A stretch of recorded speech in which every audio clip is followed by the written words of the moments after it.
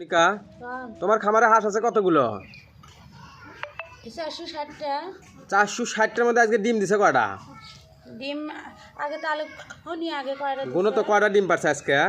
1 2 3 4 5 6 7 8 9 10 মানে 10টা এখনো ভরেনি। 9 কেস ফুল। আর উপকে কেস আছে কয়টা আছে? 3 3 6 3 9 একে 10টা। 9 কেস 10টা।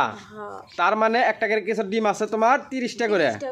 3 নং 27 270 আর হচ্ছে 10 280। আজকে ডিম পারছে 280 টা। হাঁস আছে কতগুলা?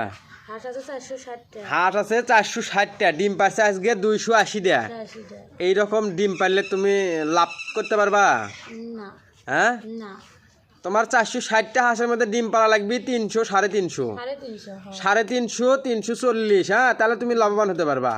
তোমার ডিম পারছে হচ্ছে যে 280 দেয়া, তাহলে তো তোমার লস হচ্ছে। এখন লস হচ্ছে, লস হচ্ছে, লস হচ্ছে না, মানে লাভ কম হচ্ছে। অল্প কিছু টাকা।